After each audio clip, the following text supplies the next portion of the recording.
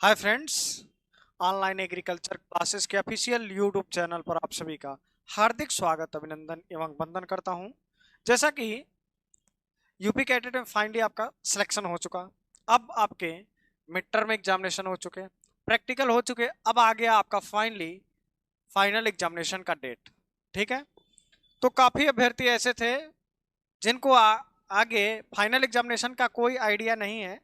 तो इस चैनल के माध्यम से आप अपने जो भी Banda university, Meerut university, Faizabad university, Kanpur university में जो भी अब आपके बैचमेट्स पढ़ रहे हैं, उन सभी को ये वीडियो आप लोग शेयर कर दीजिएगा, जिससे उनको भी आइडिया लग जाए कि फाइनल एग्जामिनेशन में कैसा होता है।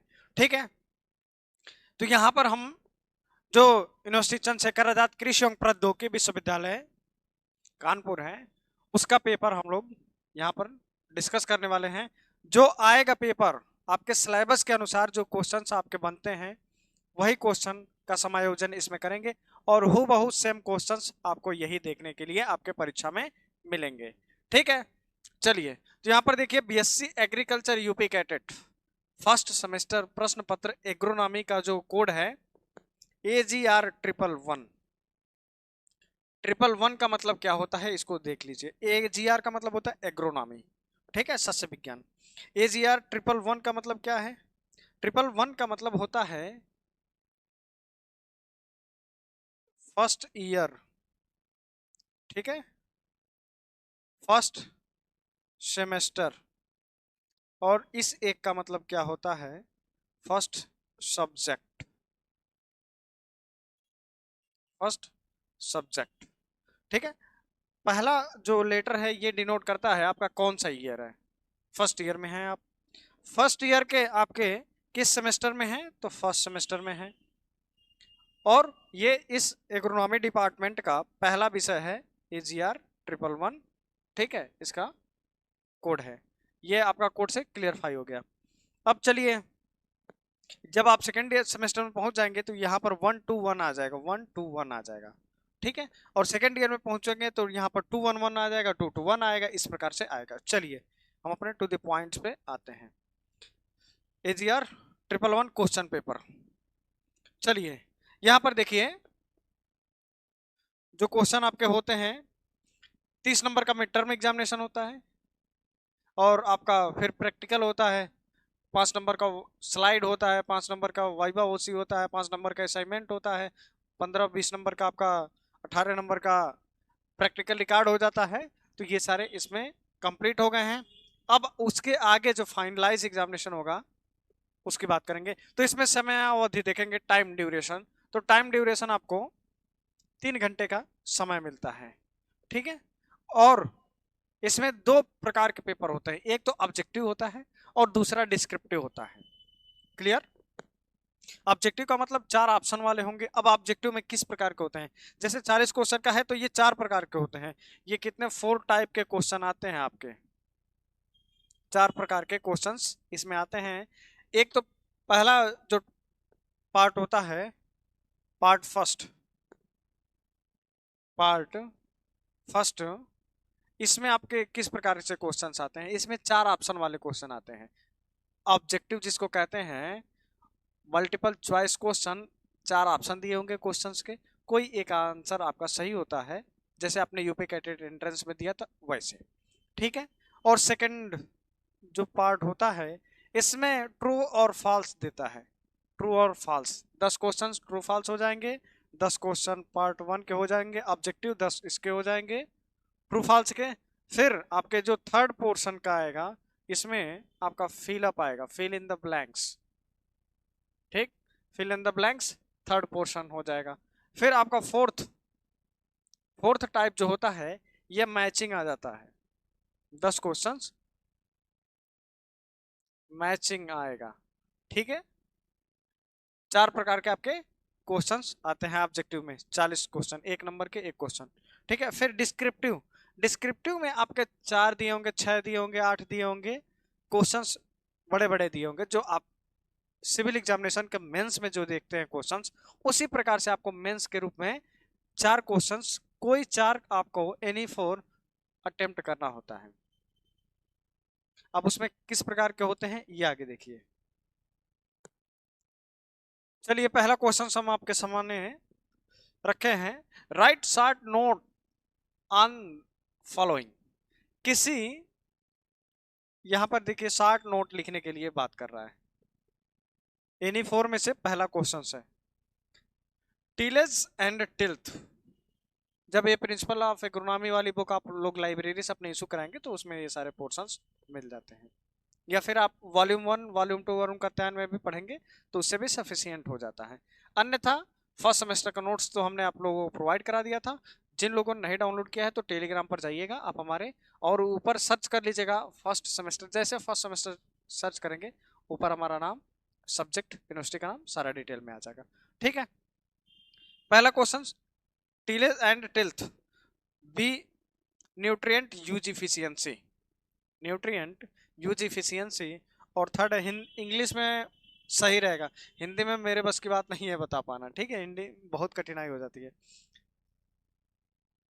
वाटर लॉगिंग, जल भराव। अब इसी प्रकार से हिंदी में आपको पढ़ने की आवश्यकता अब नहीं पड़ेगी। आई होप आप लोगों को इंग्लिश टू इंग्लिश अब आ गया होगा पढ़ना और समझना, ठीक है, बाकी लिख भी लेंगे, धीरे धीरे सब हो जाता है। फिर और चौथा है एलोपैथी, पांचवा है प्लांट आइडियोटाइप। ठीक है, ये आपके ऑब्जेक्टिव क्वेश्चंस नहीं है, ये आपके डिस्क्रिप्टिव क्वेश्चंस हैं। ठीक है, इन्हीं को आपको सिर्फ और सिर्फ इसमें अगर आप पढ़ लेंगे, इस वीडियो को देख करके सारे क्वेश्चंस आप रीड कर लेंगे अच्छे से, तो आपका जो एग्जामिनेशन है, फाइनल एग्जामिनेशन या मेंस एग्जामिनेशन, वो क्लियर हो जाएगा। ठीक है, इसी प्रकार से आप अब आगे जाएंगे जब बीएससी एग्रीकल्चर पास आउट करके, तो आप डिस्ट्रिक्ट हार्टिकल्चर ऑफिसर की वैकेंसी में जब आएंगे तो मेंस लिखना होगा, तो इसी प्रकार से आपको शॉर्ट नोट देंगे, उसी पर आपको लिखना होगा। तो अभी से आप लोग जबरदस्त तैयारी करते रहिए। ठीक है, दूसरा क्वेश्चन देखिए, मेंस में ऐसे ही क्वेश्चन आता है, आंसर राइटिंग लिखना होता है। What is weed management, discuss about its principle and method. खरपतवार क्या है, खरपतवार प्रबंधन क्या है, और इसके बारे में डिस्कस करिए, इसके सिद्धांतों को और तरीके, मेथड्स को भी यहाँ पर मेंशन करना है, प्रिंसिपल, सिद्धांत और इसके तौर तरीके, पद्धतियां। ठीक है, तीसरा क्वेश्चन देखेंगे, what is growth and development of crop. फसलों के ग्रोथ और डेवलपमेंट को डिफाइन करना है। उसके बाद right factor affecting growth and development of crops, कौन कौन से तथ्य हैं जो इनको विकास होने में, वृद्धि एवं विकास होने में अफेक्ट करते हैं, प्रभाव डालते हैं। ठीक है,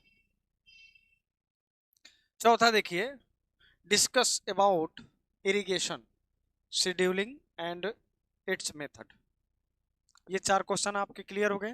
पहले क्वेश्चन देखते रहिएगा, फिर उसके बाद अब मैं पहले से ही आपको बताऊंगा क्या कैसे कैसे लिखना है। पांचवा question, crop rotation and its principal.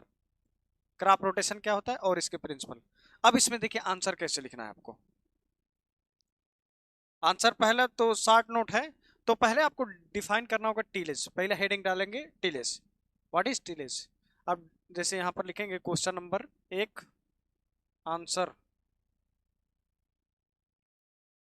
ए। ठीक है, इस प्रकार से आप लिखेंगे।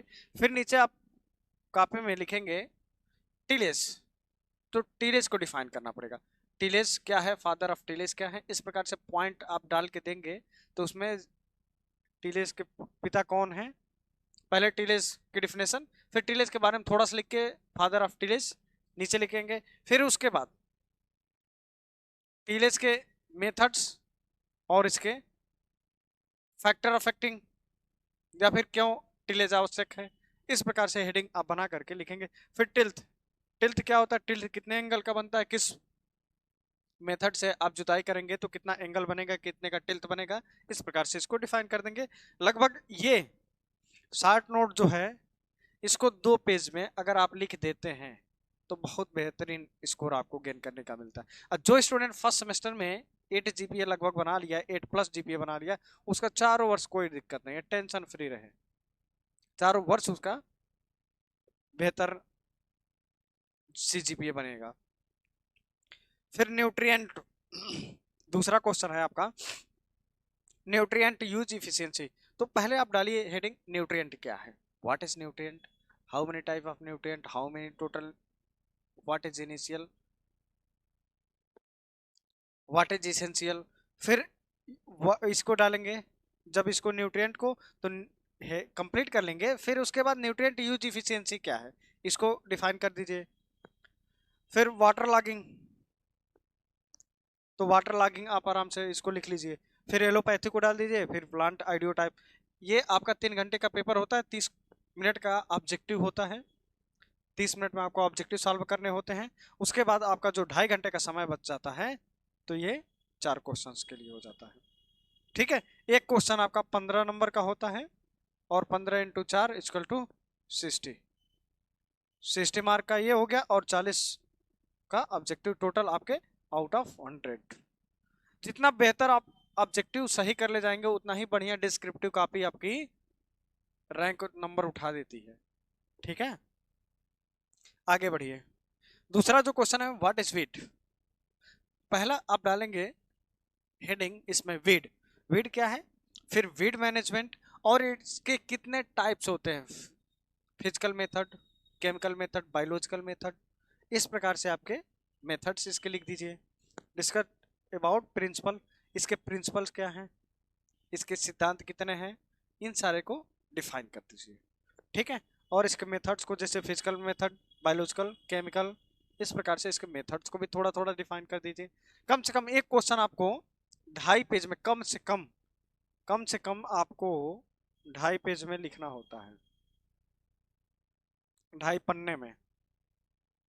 ठीक है, तो आपको एक अच्छा नंबर इसमें मेंस में मिल जाता है, फाइनल एग्जाम में। फिर आगे देखिए, what is growth and development, what is growth and development, इसको डालेंगे।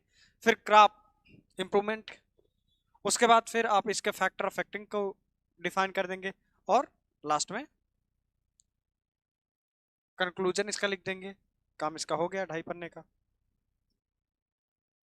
फिर इरिगेशन, इरिगेशन क्या होता है, सिंचाई क्या होती है, इरिगेशन शेड्यूलिंग क्या होता है, फिर इसके मेथड्स क्या होते हैं, कितने तरीके के सिंचाई होती हैं, और सिंचाई में उसी में थोड़ा सा पेंसिल के माध्यम से आप अपना थोड़ा सा हल्का फुल्का अगर इरिगेशन का स्ट्रक्चर भी उसमें बना देंगे, तो और बेहतरीन आपको नंबर एग्जामिनर देता है।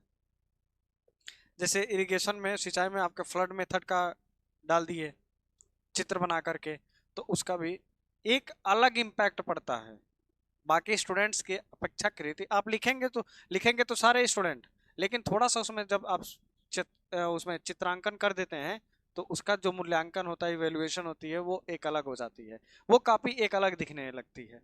ठीक है, तो उसमें आप लोग कोशिश करिएगा इस प्रकार से बना दें। अब क्रॉप रोटेशन, क्रॉप रोटेशन और इसके प्रिंसिपल्स क्या है। क्रॉप रोटेशन अभी आप लोग प्रिंसिपल्स पढ़ रहे हैं धीरे धीरे, इसके बाद क्रॉप पढ़ेंगे, फिर उसके बाद आपके इसके डिजीज मैनेजमेंट, इंसेक्ट पेस्ट, ये सारे पढ़ेंगे। तो सभी का क्वेश्चंस मैं कोशिश करूंगा आपको दे दूं।